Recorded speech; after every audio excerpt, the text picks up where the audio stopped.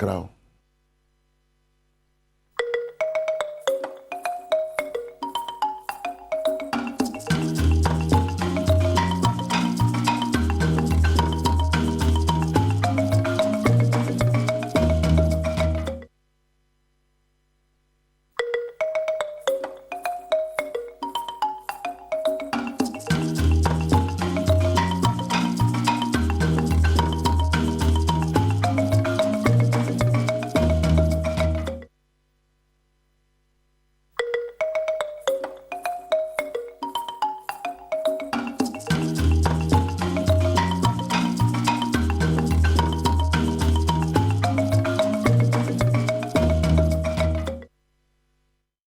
Yadani te kote gwase nini nkwanshen sama ebnada no pen so ode amaye yamwakwa ababiem do Badwam TV bejam so kase no na ne braso se ye de brown sam no do so ne etodwa wo mu bi ya wo betini chief fisherman ya wo busua wona ne nkrofo ya kire won ya to eponu mu enso no afa ho akwa mu nam ye de honsam no ebe brown feta kakraba ahemfo ene mpanifo ne kromafo de kwadu bo bambofo so mutalanga asefo achi je wo monsase eno ne sembi na no pay me de browse Adom TV Badwam kase shame live on Facebook/Adom TV so go TV 119 ye channel a obenya Adom TV and a DSTV so eye channel 280 ano pay me amesomo medin ede afia amankwa tamaplo afia ne die mutie so den sam no entremu ankasa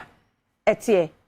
Chief Fisherman ya wo busua wo ahanta West Mensimu watoya mantamu ya kire no wone ne nkrofo bia ya to eponu museme bia nkomu nkoyimu nam no ono de bu na ne gu so ekoho na convener Ghana Fisheries Alliance eye chei kwadwo yamwa wo chechiremu de kire Adom TV kase.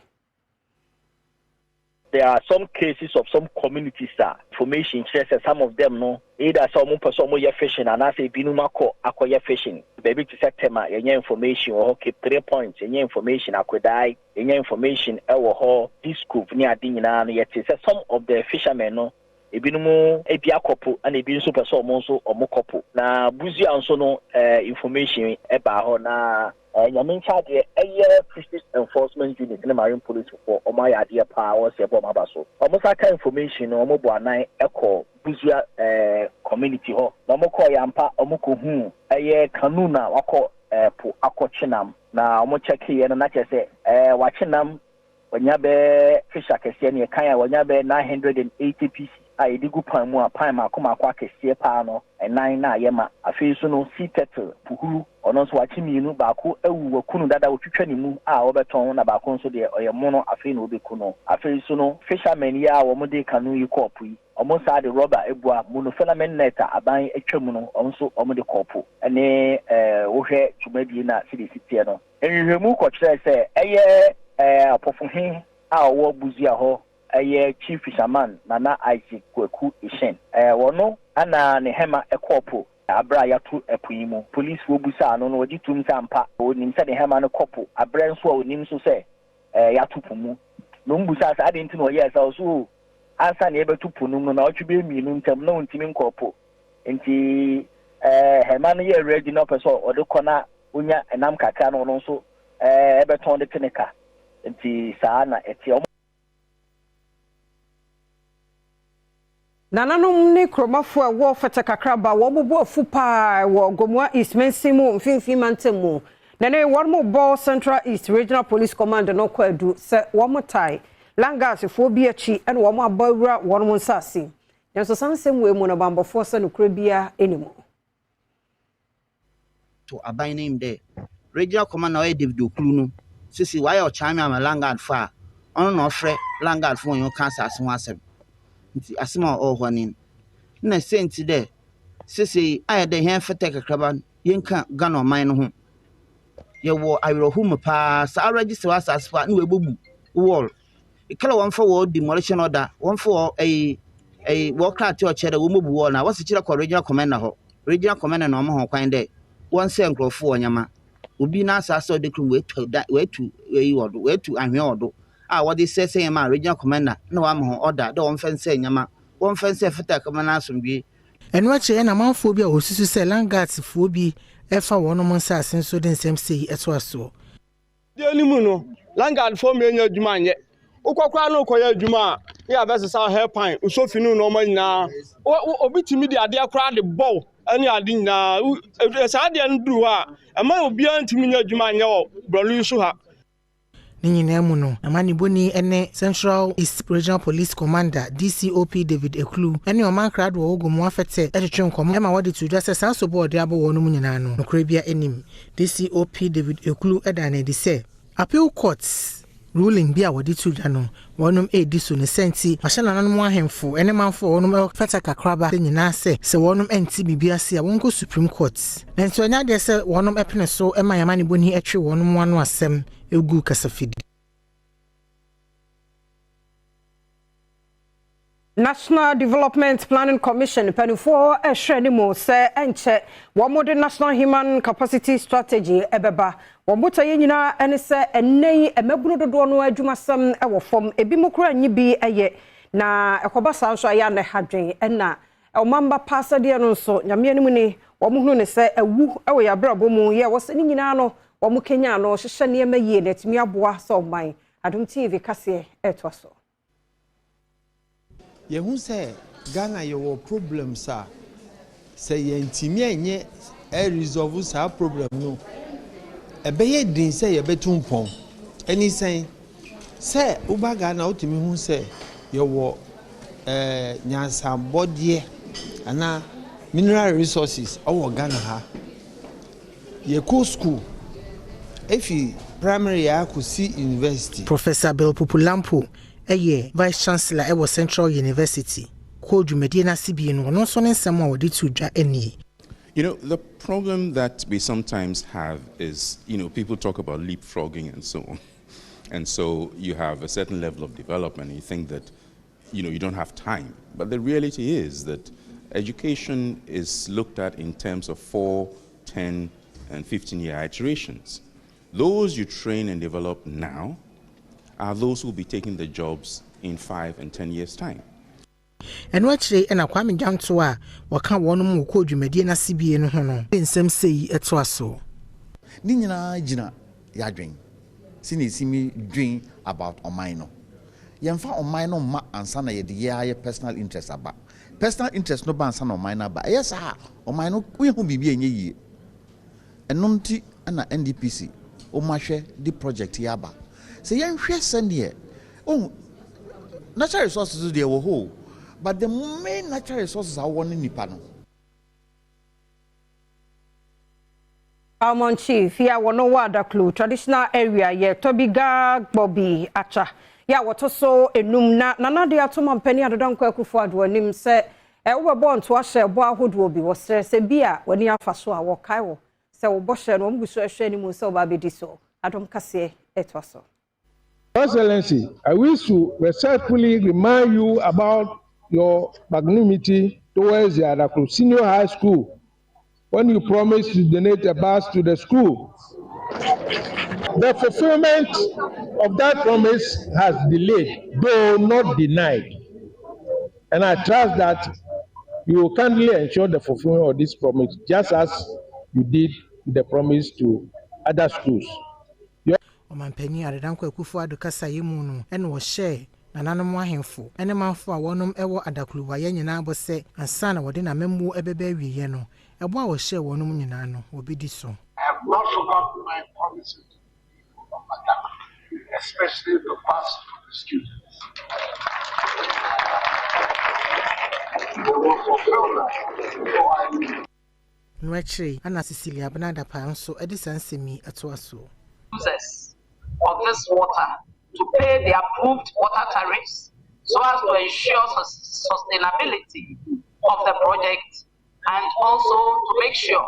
that the CWSA gets enough funds to expand to areas that do not enjoy the water as I speak. And I'm talking about areas that are close to the laid pipelines. I also entreat all communities to continue to practice good hygiene, and also to use the water judiciously, especially in our homes. Aban lawyer Penny Ewura Godfrey Yabo Adame said nei one more enkwonu ntum Ghana fo aye kasa ne tissue no Asen North Rasha bedwani aye ni James Jechekwesen ne nsam e wo court no nka yenyu free ho nya no kwaso no baabi agina ne sade nsam ne tie no eni hu kwan se obi ade na no etototomu akeka nsam bi ebewi akire na ekwa akosa atentene no na wode nsam etu dwa na ye dom ahene nsam a wokande fa ho e na oyi ano a wode sansemi etu dwa. I'm not going to comment on it right now. I'll come up with a proper statement on the matter. And in respect of all comments generally which have a tendency to subvert the decision of justice.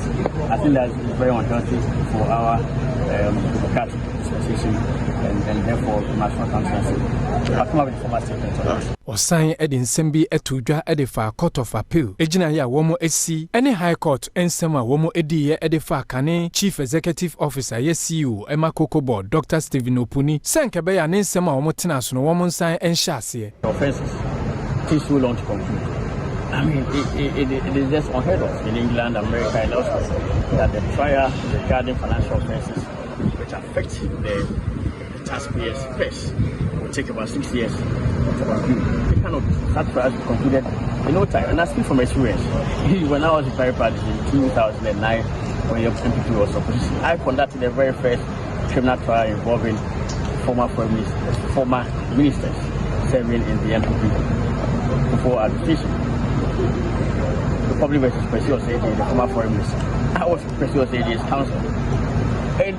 the trial lasted no more than 10 months.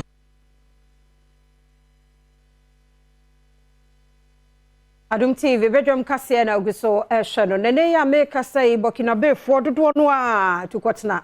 Wama bo man Ghana ya sase so fi se won mu kro no mu no enya de se emu adwo. Na wotwetwe mu kopusiga mensimu apa is regional. Na won mu bapa na ba wo ma ba ho abegu bebre no ade ha adehye wo kro no mu wapomoden no won bambo emu ensem. Omo akra da ene da sei na biasa be ka ho. Enti Adom kase etwaso.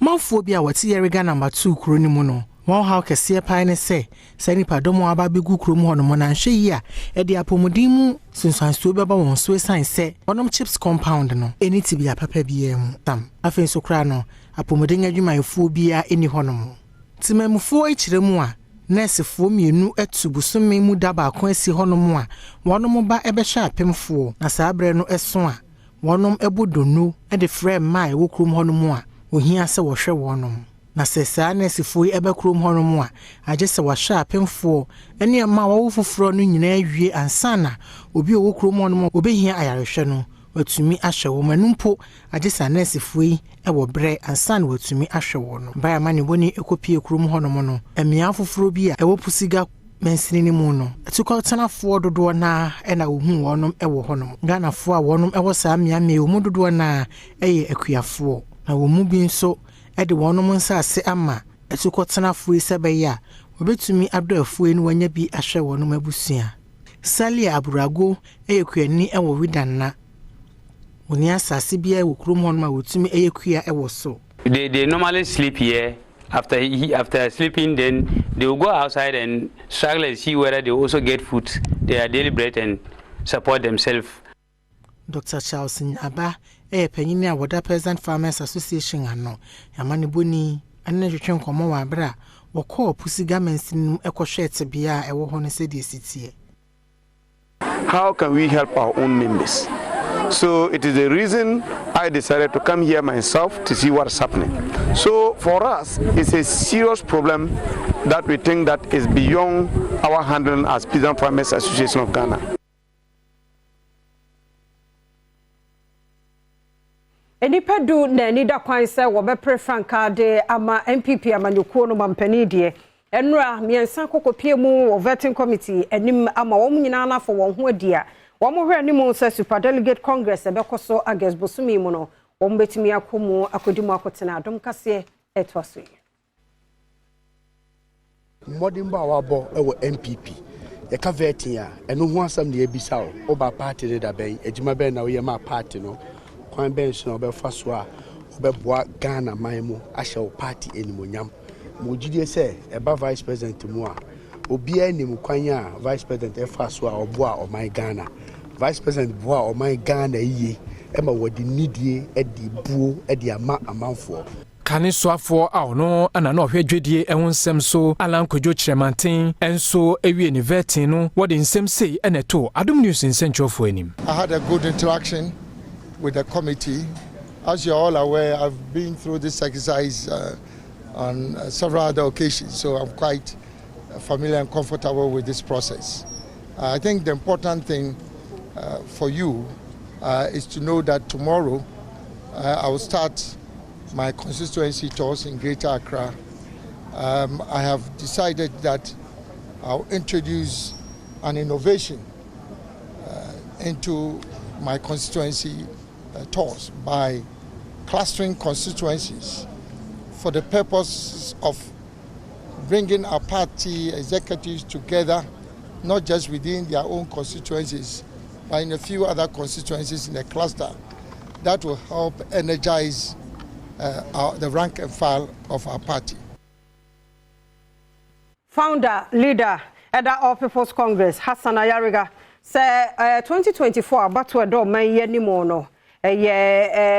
Party in Kumano so more Konya pass on betimi a more bedia kind some a mine penny for. Now the Sansemi at to Jan a Casamuno was so ye say as some now would they talk on. Was some would they ban and a gun of Wobijina so. Ede ato abano de amount one de wogidi say nkunim de ne de ebeba ma nkuma no or de semo ekotu dwa working Solomon Universal Temple International ase 24 election now seat na a vacant akunia no nobody's occupying it and here for NDC and here MPP there any political party that be working hard because Ghanaians are more bright than NDC and MPP. Wone asafo your friend King Solomon Universal Temple International and a common to my paboma womu tu sa anamoyin ninka samu and was signed edit to just say churches no more Accra no more Kumasi no more Ghana omo boa aban no more boa society so that society can be built not based on government policy alone but even churches what we call traditional leaders, communities and all those who are stakeholders who are involved. Now expanded youth empowerment programs. Wapanyinipa wada King Solomon Universal Temple International no kweku dankwa enso de to just say. Na obehwe membru ni baba wa hwe kro no ne bia wi ntokwa ni nema basabasa. Ti bohunu se bia enfo ede wo ha nye se bia mfiti ya na ede wo ba ha. Ye botaya ye betimi di ahwe membru no daache eyenti. Ana ne enfo a ahodo bia Islam enfo wo hwe asantire ya se o man ga na nyina mo a ye bomodi ewuram se ene wo hini bia ekasa se de obe hu hia membru maba wa ne mrantie a ono mekan ede abomu futusem ede ama wo mu se mofrei ene yen daache ekoya ibefa so a ebesi o man Ghana ne mofra ne ye no nti na munu de munu a ede dey nana awuku danchambo amane boni adehye bi ya wo mo amansia central fra ban no wosre won mo pa atwehwefo enam ehoden ewo ho eno achi wo mo kwan so enye enkronkuma so atwa ho ahia no won mu ni enyinama hoden nti sa aban mpanifo mo mpene toto mpene no a 2024 sa mo be bonto wo ho de asane mai muni hu dwuma mfama won te sa de ma mu nsi hokora fi se won ho kire won ewo ne ma hodo a abobosoi yeti kura mu tu aba ye ni lights ye so a ye ni kwan de to so mioni ye kura mu ha ya ankase ye wo ye ni toilet ya ne atwakura hu nyina hia ene yeti kura mu a eduru anwumira pa sesi kura amontontom ti yale a ye yale wa ha ne yale ketua ye ka eba kura mu ya no ya turu din ye wo awrade ene ye wo nyame nko a ene ye wo ekade de ntia omanya awrade ni se ekwa na enye no etom no ma bosa ayese bosa man say awrade ka ba kon so fra de kade anu so ye ya bosa nka ye muni omo say na de kade nka ewu nyame nko no kire anu so ye ka no asa popo da so otro no and the kind of food people na do people fifi pe ekwa na nyina ate asa ji ene de nyame nko a nka ewu ye komete chama e okro bi em so e wa ha na mo ban e no mo so tuo e de afa ho wo hwe ye kwan ya wo de fa so ba ya e kwan na asai we ba so ba ye we ba ye obi antumi ye kwan na de emanye hwɛ light wɔma ICC pole no wires na adekra mo nyere enwie sisi ni light ye de sum saa wodi kro bia mu so ɛwɔ ha ye ni nana eni nkomo edi kan ye kwan no ye tu ho na mo bebre ya twotwo nkrata bebre enso contractor ni na oba kwan no so wadi o man ni hwambo a bepim sabre onye kwan no nti ma timamufo ya wa ye tu kwan a ye bre pa a wa fa so nso hu se ampa ye problem o ye lol kwan no so etosumenu light no ho asem ya twotwo nkrata tu ho na mo wa ye nkomrele basan Midday Ade Isaac K. Namanyon Adom Kasie.